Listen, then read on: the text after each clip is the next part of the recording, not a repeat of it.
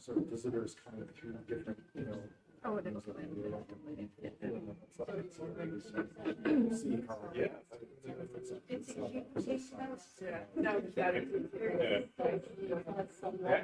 That's total. I just have the pictures. I had no idea there's no insulation between the walls. But he's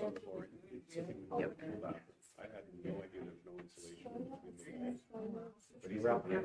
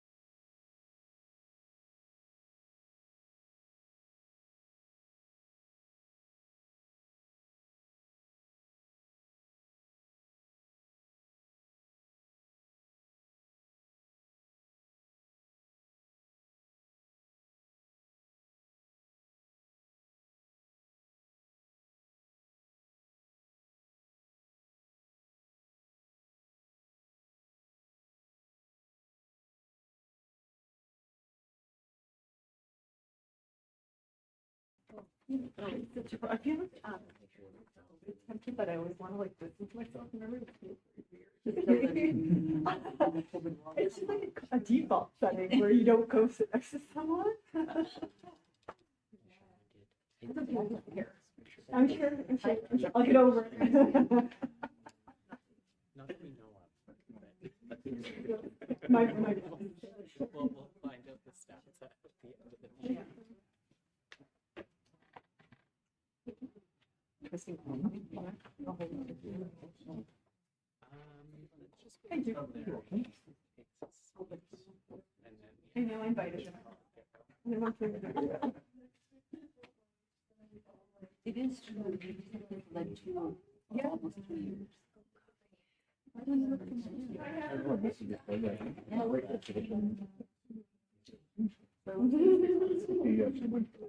Oh,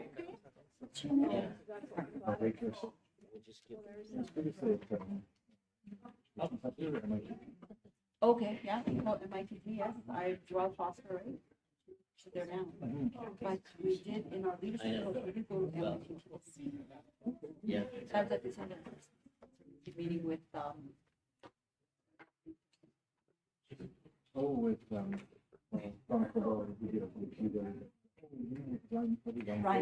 Ryan. You're there now.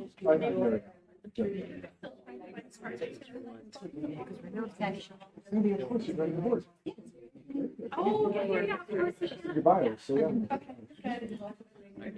Oh, good.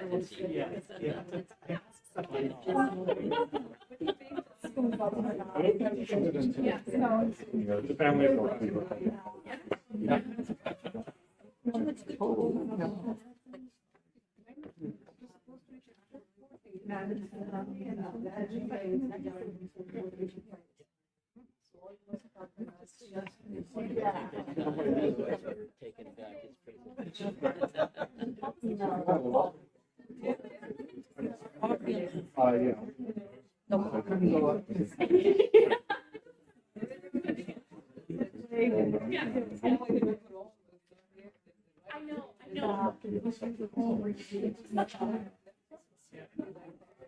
Taking back his presentation.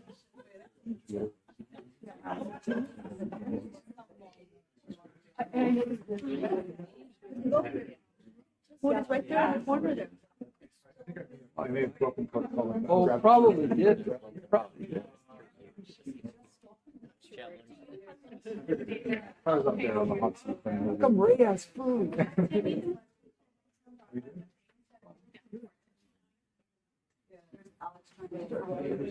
you.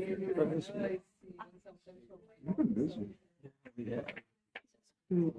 AVP of HR.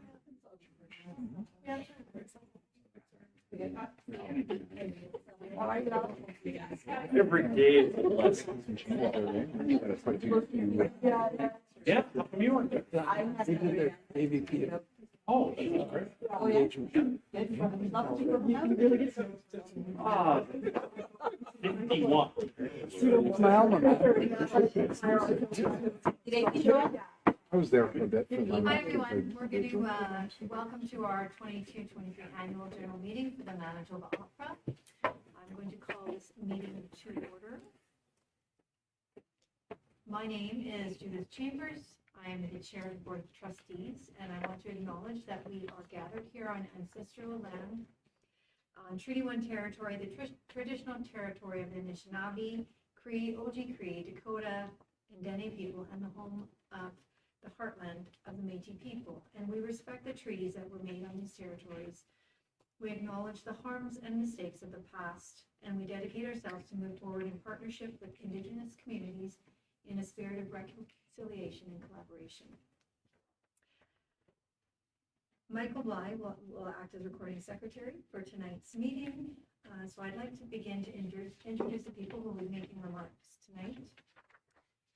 Terrence Douglas, who will read the notice of the annual general meeting, will present on the governance committee's report and the slate of nominees, and Laura York, who will present on the audited financial statements.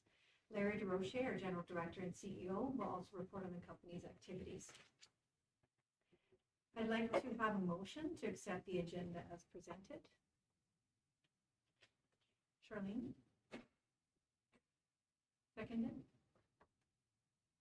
Maria, thank you. Are there any questions? All in favor? Any opposed? Thank you. Motion carried. The next item on the agenda is the approval of the minutes from the 21-22 AGM. Can I have a motion to accept the minutes? Ray, seconded by?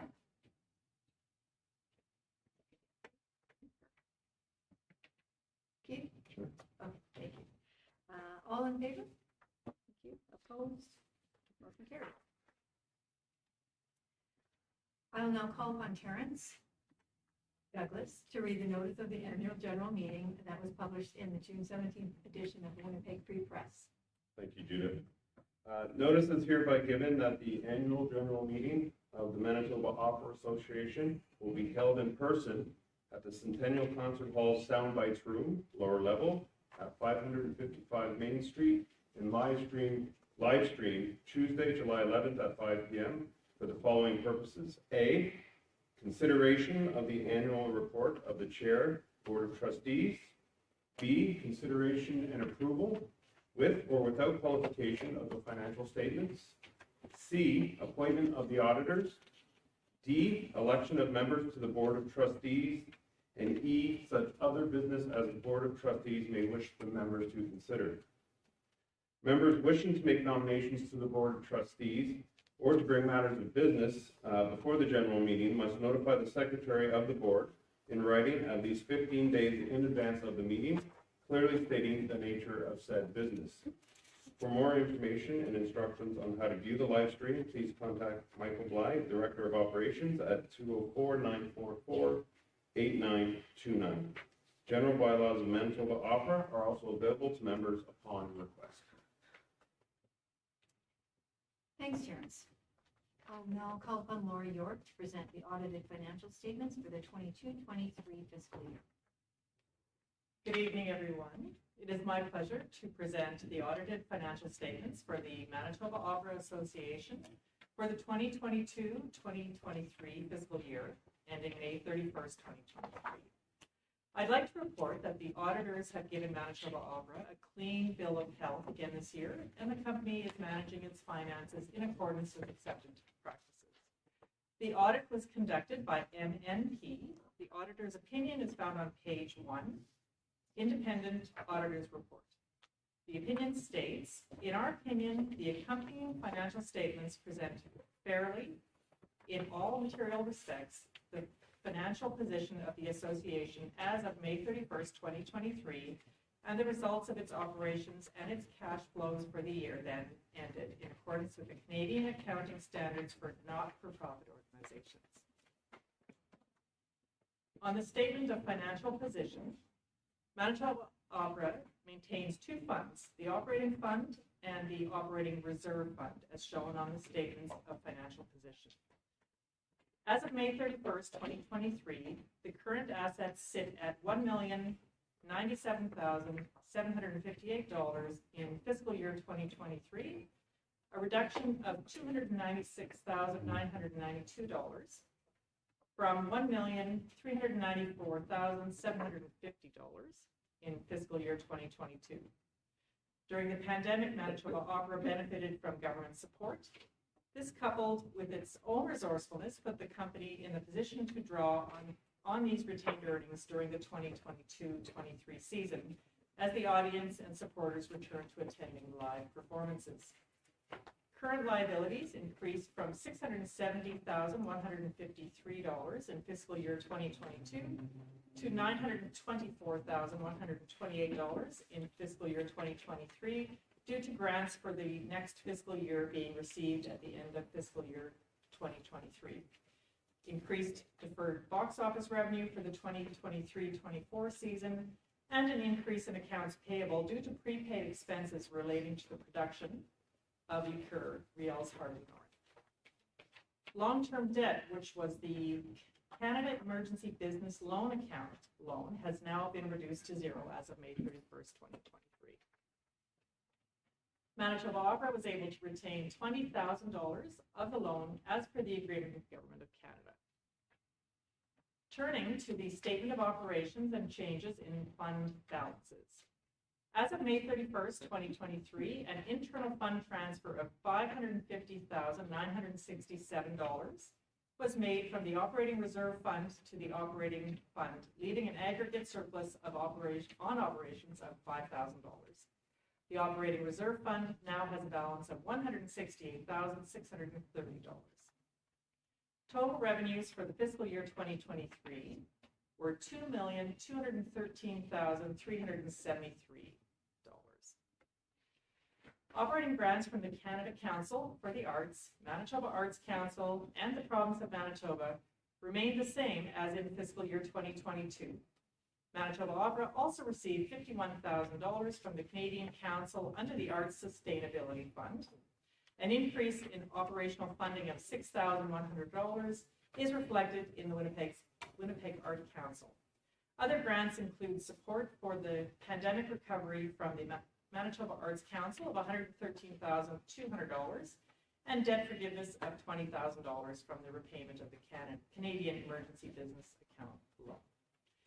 Fundraising from all operational campaigns was $751,738. Included in this amount is $6,967, which was donated back by patrons for performance tickets, special events, and parking fees.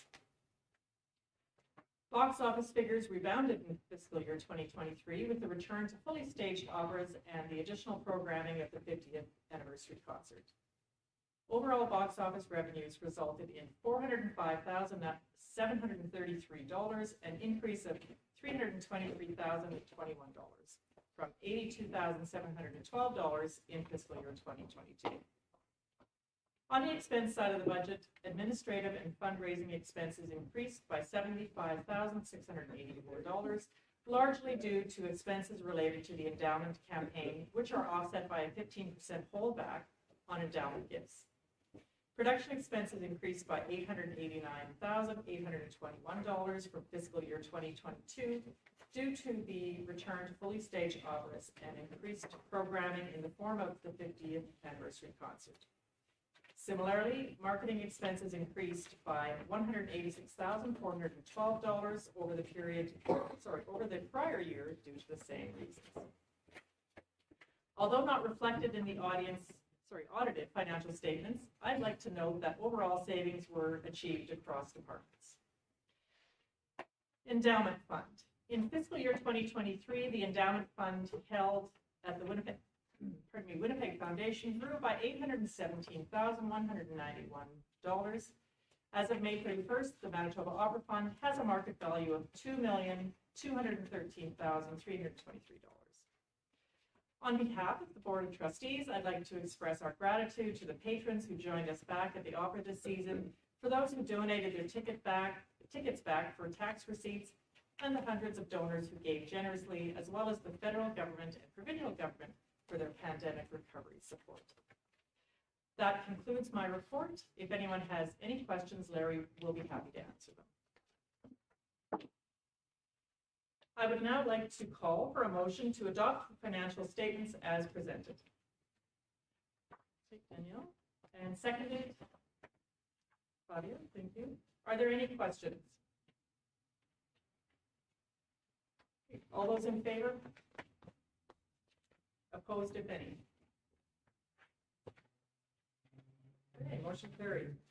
I would now like to ask for a motion that the firm of MNP be appointed as auditors for the fiscal year ending May 31st, 2024, at a rate of payment to be approved by the Board of Trustees. May I have a motion? Move for that, Alex, and seconded. Thank you. Are there any questions? All those in favor? Opposed, if any? Motion carried. Thank you very much, Lori. I'm moving on now to the chair's report. Good evening, everyone. I want to start my chair's report with a very, very special thanks to Larry and all the staff at the Manitoba Opera, Darlene, Sheldon, Michael, Tanya, Ashley, Karen, Scott, Liz, Bethany, Kyle, and Camilla for their hard work and dedication in the past year, making our 50th anniversary season a wonderful success. It was a lot of work, and I thank all of you for that. And I'd also, like to extend my thanks to the Board of Trustees, the Executive, Governance, and Finance Committees, and to our Power of a Voice Endowment Campaign Cabinet for their contributions and the commitment to Manitoba Opera. We have 2 board retirements this year. I want to recognize Alex Robinson and Paul Brooke-Weens. Alex served on the board of Manitoba Opera twice, 1998 to 2006 and 2016 to 2023.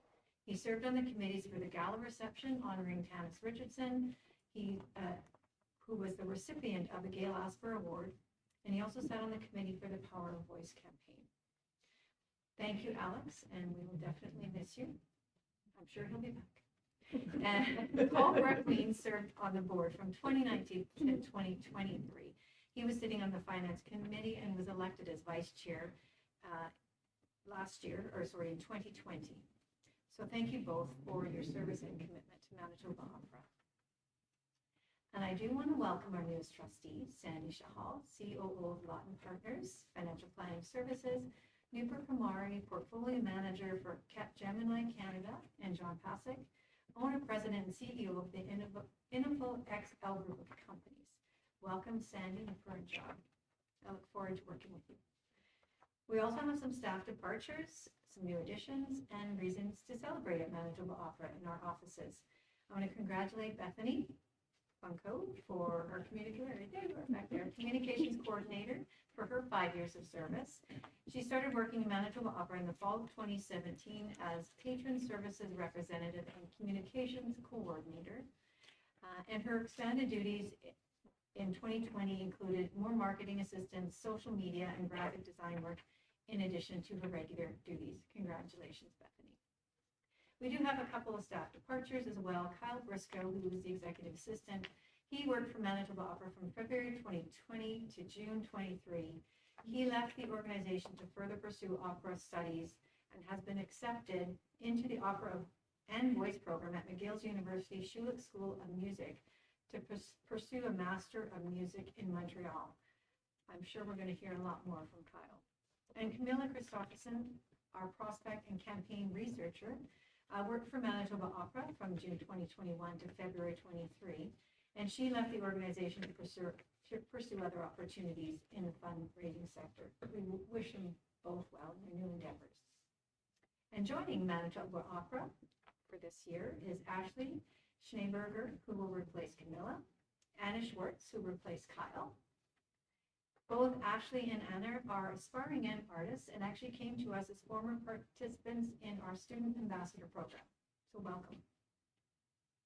Also, our Building Bridges program, our 2022-23 season marked the third year of Manitoba Opera's Building Bridges program.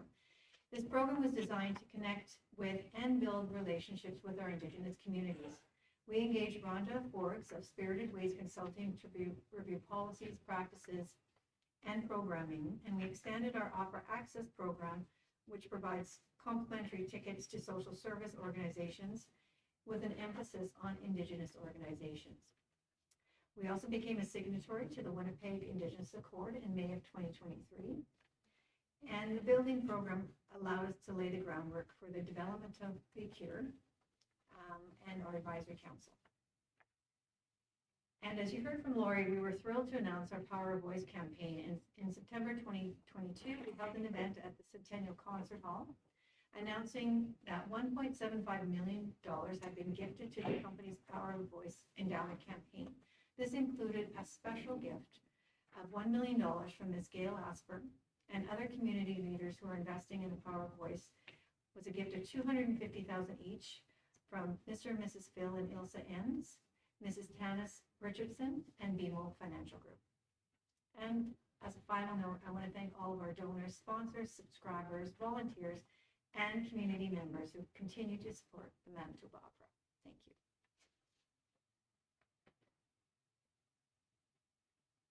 you. We'll now move on to Larry's report. Thank you, Judith, and good evening, everyone. Thank you for coming.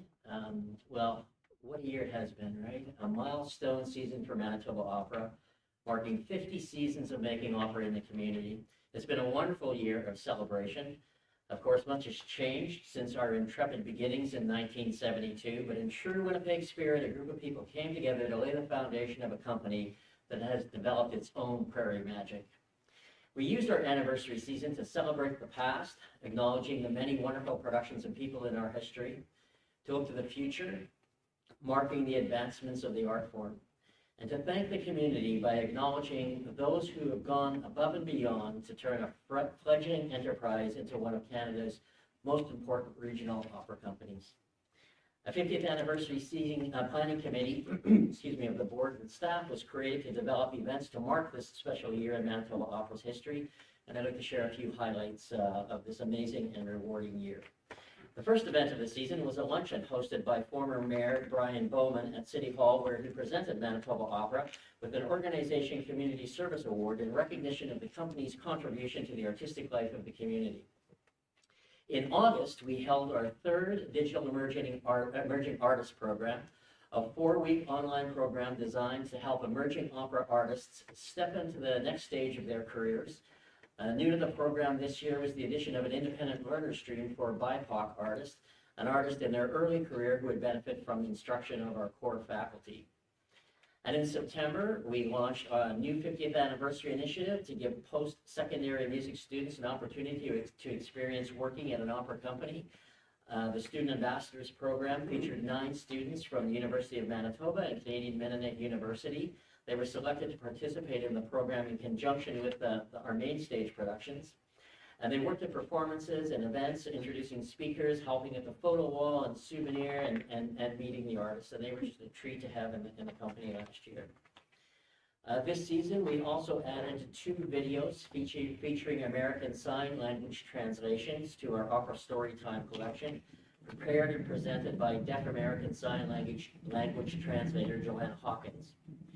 And with guidance of Kelsey Lanahang, a Ojibwe language teacher with Louis School Division, John McLean, language and technology developer, Manitoba First Nations Education Resource Center, translated the text and read in Ojibwe the stories for the 2 videos. And this project was generously supported by Councillor Brian Mays and the City of Winnipeg. And I think it was in October, not September, but yes, we announced the endowment campaign and a lead gift of $1 million and the other generous gifts as well. But what Judith didn't mention is the campaign is co-chaired by herself and Alva Haid, and they've been doing a fantastic job. And while the market value is about $2.2 million, we've actually raised $3.5 million to our $10 million goal. So we made a lot of progress in the last year and a bit, and thank you, Judith, for your leadership with Alva on that. The main stage season opened in November with La Cenerentola, reset to the 1950s with an homage to haute couture. Postponed from the spring of 2023, is that right? Yeah, 2023 due to Omicron, La Cenerentola provided the right sparkle to kick off our 50th season. The season was specifically planned 2 comedic operas to welcome the audience back to the Opera House. And director Rob Harriott staged a lively production with Lizzie Hoyt making a spectacular debut in the title roles. It's Lizzie on the cover here. Prior to the production, we recognized the contributions of several former chairs and presidents of the Board of Trustees at a pre-show dinner. Strong boards come from strong leaders, and the commitment of these individuals, along with presidents who came before them, have brought Manitoba Opera to this exceptional year. We're deeply appreciative of their commitment. And last season marked the first year of our participation in the Women in Musical Leadership Program. WML is a 3-year program led by Tapestry Opera that is designed to collectively develop the next generation of female and non-binary conductors and music directors in Canada. We were pleased to welcome Maria Fuller as a WML assistant conductor for our production of La Cenerentola in November, and Julien Gallant as the WML assistant conductor for our production of Cozy in the spring. And throughout the year, we celebrated the company with a social media campaign, 50 Weeks of Opera, sharing bits of Manitoba opera history and highlighting many of the activities we do in the community. Just one example was Manitoba Opera staff teamed up with the 31st Pathfinders Girl Guides of Canada and the 350th Rangers Girl Guides of Canada during the holiday season to help a family of 9 with a hamper of food and gifts through Peg City Kindness Crew. Throughout the winter, we also participated in the Opera Resiliency Program through Association for Opera in Canada. 5 young artists received short-term employment placements with Manitoba Opera to aid their skills development in the areas of social media, community engagement, education, development, and event planning. And in celebration of our 50 years of presenting opera in the community, we hosted a 50th anniversary concert. What a funny coincidence that we called it the 50th anniversary concert. On the very same weekend that the concert was held back in 1972, thank you, Flavia. As a nod to the first concert event, the 50th season featured excerpts from Il Trovatore in the first half and a mixed program of operatic highlights in the second half, performed by an ensemble of powerhouse singers. The evening started with a pre-show reception to honor 50 people and organizations who've made extraordinary contributions to Manitoba Opera's success. And post-concert, we inducted 10 choristers who each have performed in more than 50 operas into the newly created Manitoba Opera Chorus Hall of Fame. In March, the Honorable Anita Neville, Lieutenant Governor of Manitoba, hosted an event at Government House to honor the Manitoba Opera Chorus for their vital contribution to the success of the company's past 5 decades. The evening included an address from her honor, as well as comments from Board Chair Judith Chambers, followed by a light supper. And in April, we were excited to announce our 23-24 season, including the new opera, Liqueur, Riel's Heart of the North, with libretto by Suzanne Steele and co-composed by Alex Kosterup and Neil Weisensell. The opera celebrates Métis women, culture, and language, and we're all looking forward to it this fall. Our main stage season concluded with an updated and entirely homegrown production of Mozart's comedy Così fan tutte, reset from the Bay of Naples in the 18th century to a piano bar in a luxury hotel on the cusp of the Canadian wilderness in the early 1930s. Conceived and designed by Manitoba Opera Director of Production Sheldon Johnson, sitting here at the back, and directed by Winnipeg's Rob Harriet, the production starred Tracy Dahl and David Watson, marking their 40th anniversaries with the company. And on Sunday, May 28th, Manitoba Opera hosted Mozart and Mimosas, an opera brunch. Nearly 200 guests gathered at the Leaf in Assiniboine Park to tour the biomes, enjoy a buffet, and hear live opera. Pink-themed tables added to the bright and festive atmosphere, and artists performed a selection of duets by Mozart. This beautiful event was a fitting final celebration to cap off Manitoba Opera's 50th anniversary season. And these are just a few highlights of the year. We offered many more rich educational and community engagement programs. And so I encourage you to look through the annual report to get caught up on all that we do. And this is one of the things that Bethany does, is she puts together this beautiful document every year. So it looks really, really great. Our service to the community is made possible through the work of our amazing staff, who really did do themselves this year. So, like Judith, thank you so much for all the work that you did. No, there's no raises, but thank you so much for all the work that you did. Add to them the board, volunteers, artists, donors, and sponsors, public funders, who all deserve our thanks. I want to thank the outgoing board members, Alex Robinson and Paul Burke-Weens, for their time as trustees. As Judith mentioned, this is Alex's second tour of duty as a board member, and he's completed a full 7-year term. Very courageous man. One thing I like about having Alex on the board is he has a way of seeing to the core of an issue, which has been helpful so many times during board meetings when we're grappling with something around the board table. And Paul has promised to return as a board member when his personal and professional life allows. Also want to congratulate Judith on her 2nd year as chair. Judith is a calm and supportive presence, a thoughtful advisor, and a welcoming host. Thank you, Judith, for your support and your leadership. I know all of us on the staff and the board feel that. And I want to extend a warm welcome to our new board members, Sandy Shahal, and Nupur Kumari, and John Pasek. I'm so looking forward to working all of you next season as we continue our new journey of opera together. So in our quest to celebrate the past, look to the future, and thank the community for this special year, I hope we've created a lot of wonderful memories. And my hope for the future is that we create many more. Because a live art form like opera, it's ephemeral. When the curtain comes down, you're just left being a little bit tipsy with the warm sensation of the experience. And it's really that warm sensation that keeps us all coming back for more. So let's toast to Manitoba Opera tonight and celebrating 50 years, and look forward to a great year ahead. Thank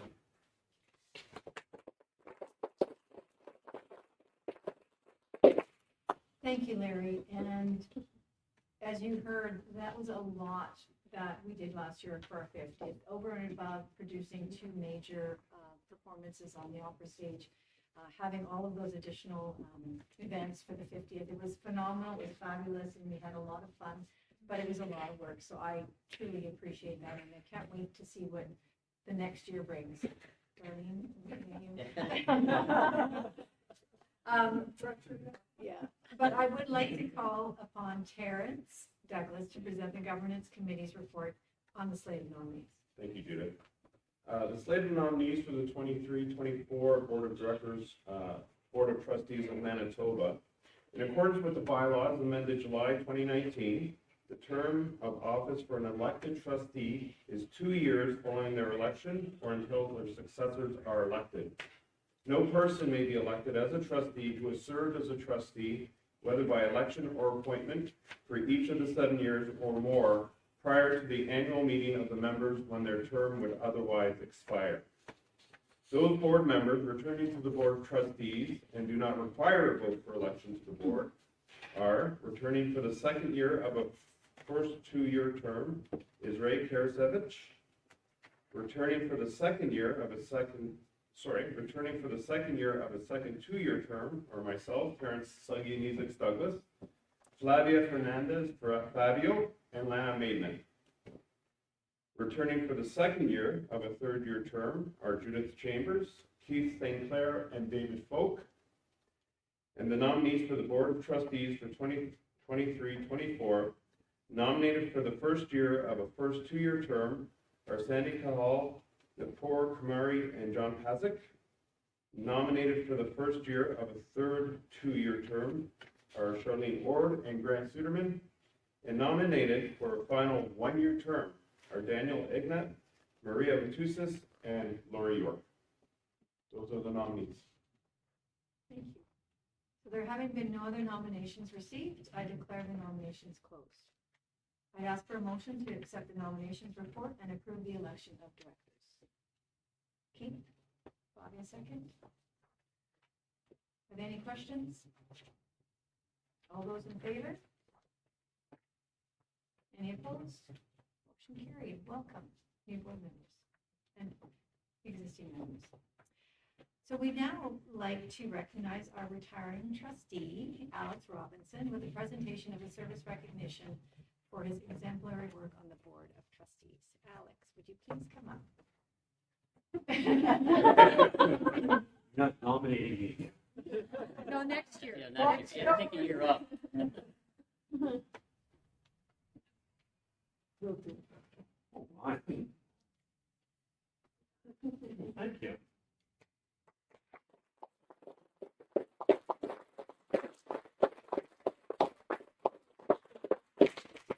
Oh, we'll do a photo. Yeah, okay. So that we have Thank you.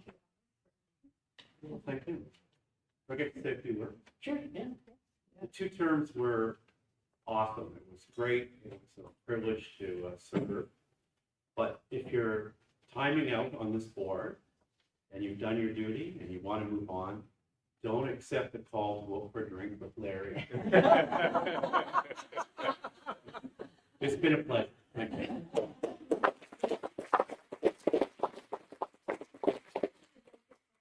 Beth and we also to 5 years of service. And I always love Bethany's hair. She's always got Great. great.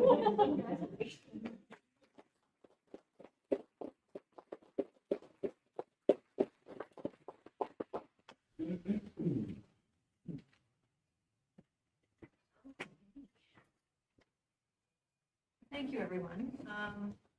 So moving on to new business, is there any other further business to come before the meeting? Well, there being no further business, I declare the meeting adjourned. Thank you, everyone, for attending. I'd like to now convene to the meeting of the Board of Trustees to elect the Executive Committee, and we will do this meeting in the annex. I believe it's just behind here. Thank you. Over here. Please.